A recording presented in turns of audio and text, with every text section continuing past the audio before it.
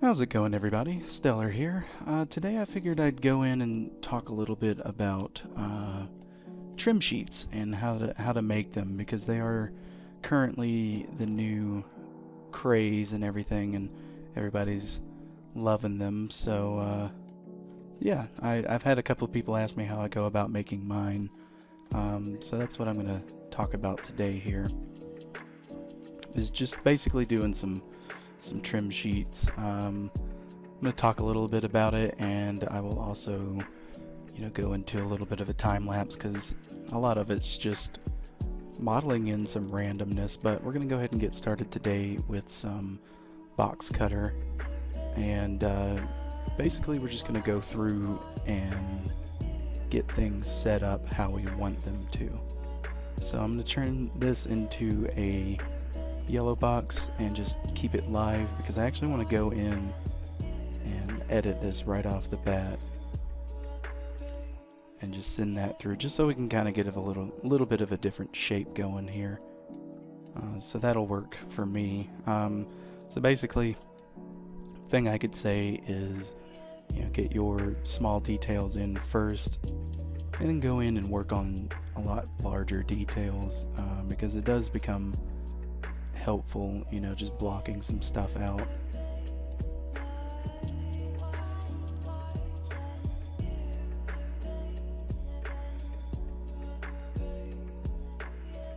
And this looks pretty good so far. So what we can do now is we can just go in and start doing any necessary cleanup that might need to be fixed, if there is any. Sometimes there's not going to be any cleanup, but it's nice to go in and just double check and make sure everything is the way it's supposed to be.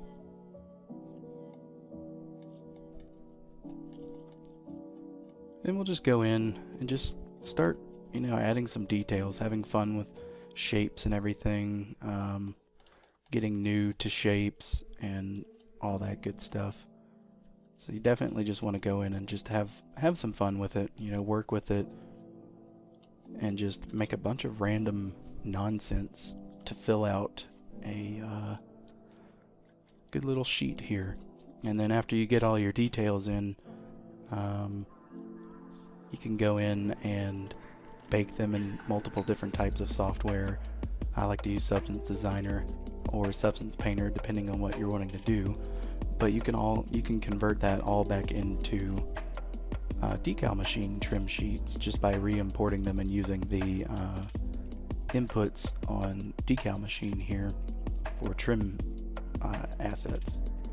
So what you'll do is you'll just initialize it, and then you'll open up all your textures and just get that all set up and good looking.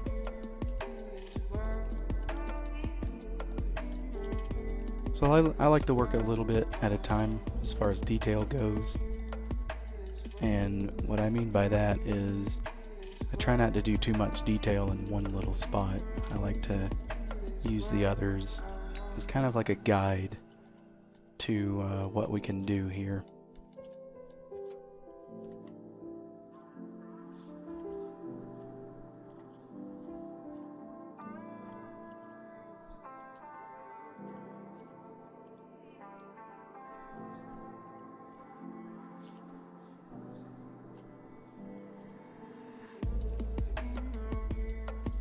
And you just go in and make different random shapes. Just have fun playing with the idea of doing stuff you wouldn't normally do. Because this is mostly going to be used for like background textures, texturing a large area, getting smaller details, and turning those into decals. So the possibilities are endless, but you really want to try to just have some fun with it and see what you can do as far as just making textures, details, small details, large details, it doesn't really matter.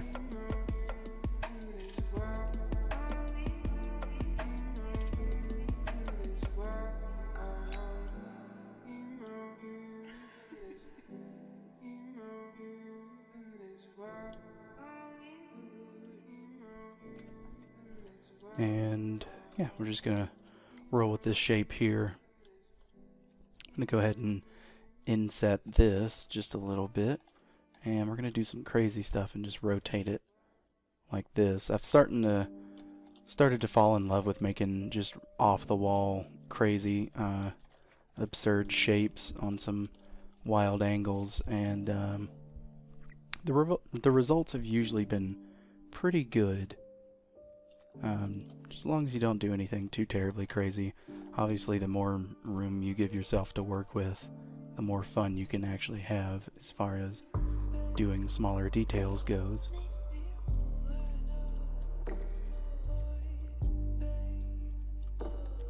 And with this cube, all I did was just scaled it down until I eyeballed a good size. I left it its default scale otherwise, so that way if you want to, you can bake all of this information on a plane. You don't have to scale it up at all. All you have to do is just move your trim sheet design up to where the bottom of it is meeting the z-axis or all the other axes at the 0 point, basically.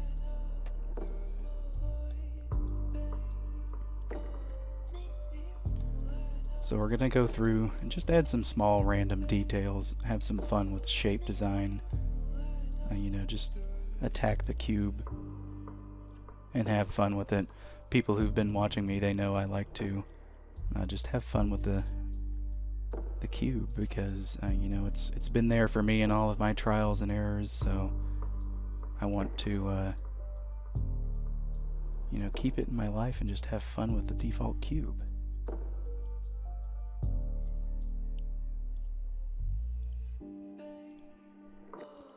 Right here I'm just using the in-gun draw tool as a little fun, trying to, let's see here, we're gonna go ahead and cancel the solidify and cancel all of that, and I'm just gonna hold Alt and scroll and turn that back into just a regular in-gun. I don't want it to be the draw line that we had just a moment ago.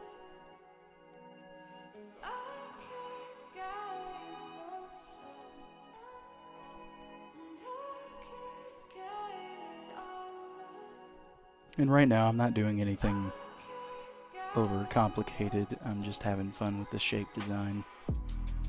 Just picturing some stuff in my head and just rolling with the flow, really.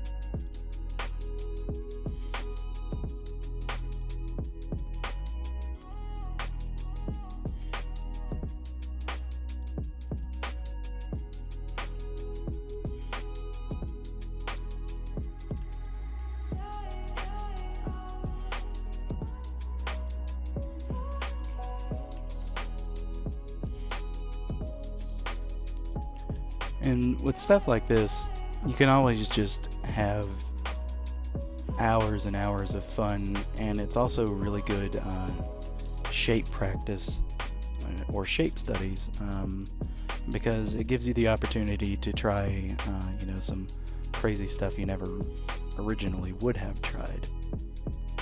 So I use it as an opportunity for learning, and also as an opportunity to explore and have fun with different shapes and design ideas.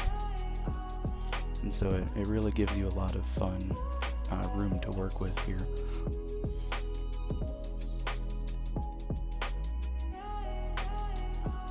Let's see.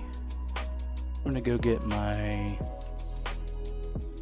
this cutter here, and we're just gonna have some fun with this shape as well.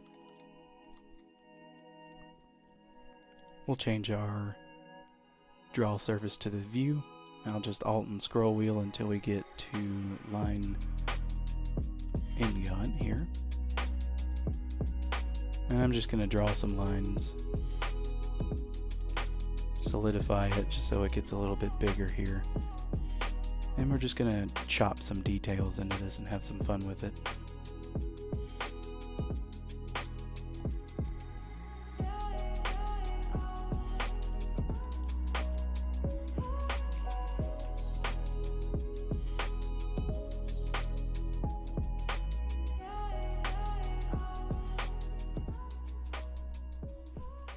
And right now I'm just kind of eyeballing it and kind of rolling with the flow here, and I'm not quite happy with how that was turning out, so we're just going to abandon that.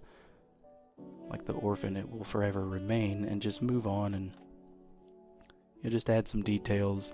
It's a good time to put on some good music and just enjoy what it is you're doing, have some fun with it.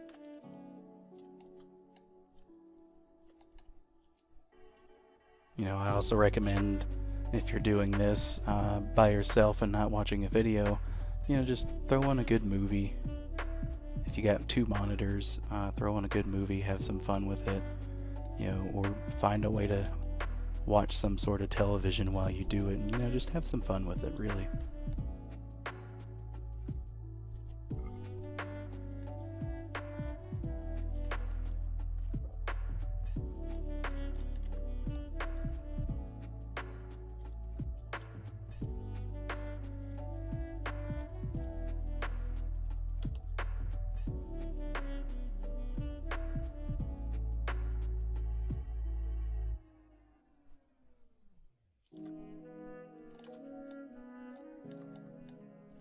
And right here, we just have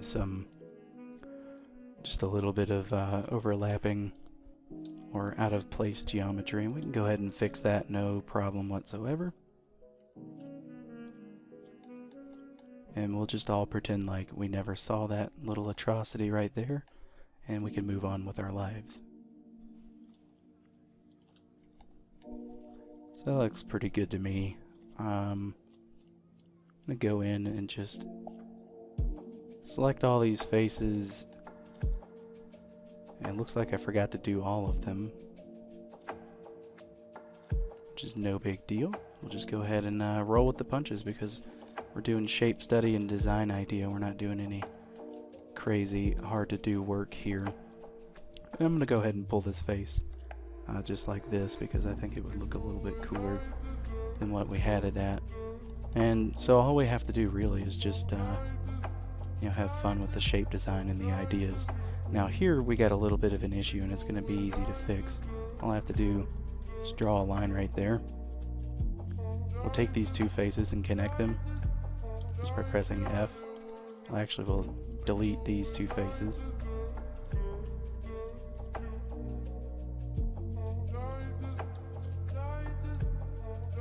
And instead of filling them, what we'll do is we'll just merge it last.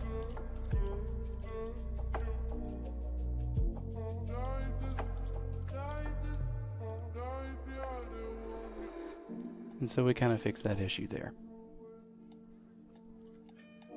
That's looking good, but we're not done with it, but we can definitely move on and explore some more ideas as far as having fun goes. So I'm going to go ahead and Alt scroll till I get to wedge. I quite enjoy using wedge. It's become my new favorite type tool to use. So I'm just going to draw a line here, hold Control to snap it, and we'll just bring this here, and we'll wedge that down, and I'm going to hold Shift to keep it live, and I'm just going to grab these 2 edges here and just bevel them in.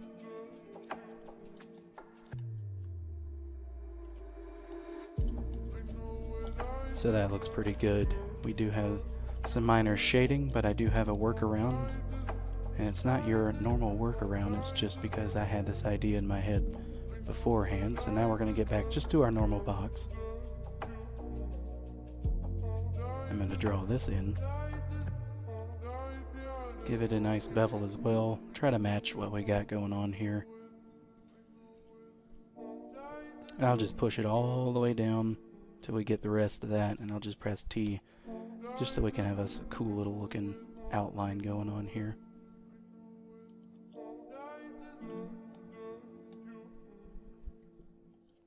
And I like the way that looks. So obviously we can go in and clean this up, but for the meantime I'm just going to go in and just have some fun with the shape still. So I'm going to go ahead and C-sharp this just so we can kind of get an idea of what's going on here. And I'm going to put a line in the center here, and one across here. Doesn't have to be exact, I just want this line, this point right here. I'm going to press Q and go over and create a circle. So we do have a little bit of an issue here, but that's not a big deal. I'm going to go ahead and keep with the circle we got, and I'll look into that issue and see if there's a way to fix or resolve that.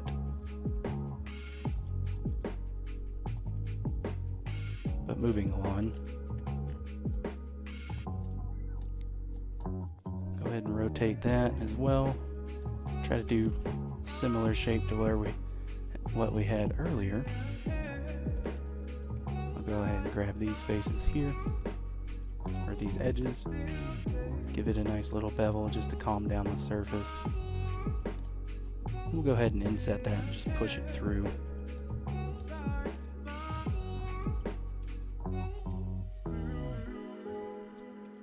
And bring it back up to speed with everybody else. Got a little detail there. It could have been higher quality if it would have let me scroll the verts up, but that's not a big deal. We can keep going from here. And by smaller details, I mean you can do literally anything. And as long as it looks good, then that's all that matters. Like, you can have fun, crazy designs and everything. And the reason why my box cutter looks different right now is because I pressed H to hide the actual shape that it was drawing on my screen.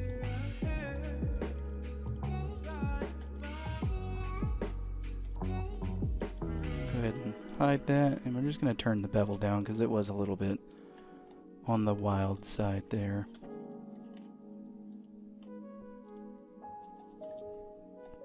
But basically, all you gotta do is just go in, have some fun, do some crazy stuff, and really just enjoy your time. So I'm gonna do a little window here, but I'm gonna hold shift and keep this live. I'm actually gonna go to Boxcutter, to Hardops and over to this grid here, and we're gonna choose a little grate to go here. I'm thinking about going with just good old-fashioned diamond. We'll go ahead and scale that in. And the reason why I messed that up is because you have to have this cutter selected, and then when you select whatever you want, you have to hold shift, which basically it puts it inside that boolean. Doesn't give you a bunch of extra geometry or anything to have to deal with, so I find that very cool. I really like that feature a lot.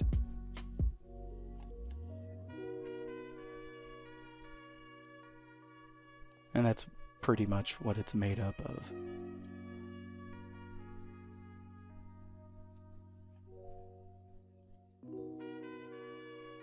Go ahead and increase the thickness of the wireframe here because I want it a little bit thicker than what it was. And we'll do something like that. And I could just take this and mirror it over to the other side. So yeah, I'm pretty much just going to go through, make some details. I'll speed it up so you guys don't have to listen to me ramble on, and then I'll pop back in a couple of times talking about what we can do as far as making our stuff look good. So yeah, I'm gonna get at it, and I hope you guys enjoy. I'll pop back in a couple of times and mention some cool stuff that I'm doing if I feel like it needs to be touched on. And then at the end we'll set up like a good little preview render of what we're working with, and then in part 2 we will go through and basically just explain how to get like a nice bake going, how to use it in decalmachine and for other applications as well. It's not necessarily just needed for decalmachine, so if you don't have that, then you don't have to worry.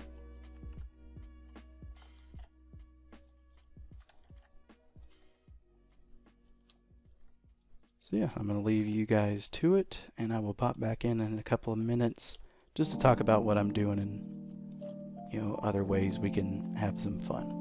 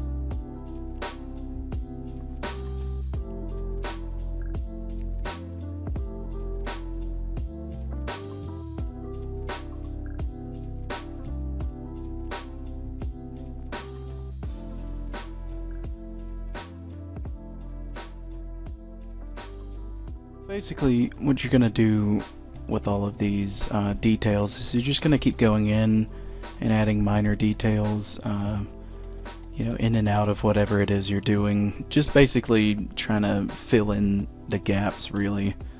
And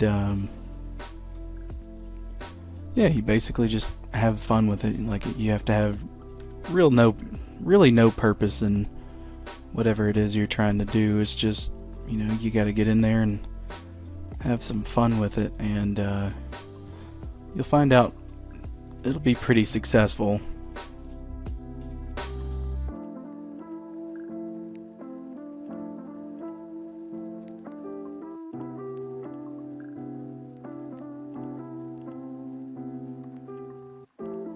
But basically, your main focus is you want to try to get in a lot of detail in a, not necessarily a small area, but a pretty congested area, so that way you can pretty much just reuse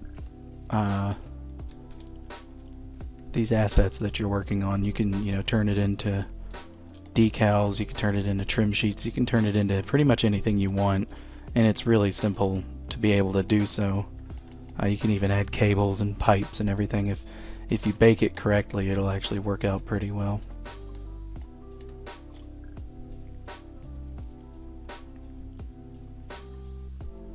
But that's pretty much it for the most part on part 1. On part 2, I am going to be adding final details and some floaters, and I'll get in and talk to you guys about what floaters are, and then we'll talk about the baking process and bringing it back into Blender if we use external baking processes, and just utilizing decalmachine and even good old-fashioned box project. So it'll be pretty fun. Definitely, you know, stay tuned for part 2. Glad you guys watched my video. If you have any comments, questions, concerns, or emotional feedback, just let me know, and I will jump right to it and answer any questions. Other than that, hope you guys have a wonderful rest of your day.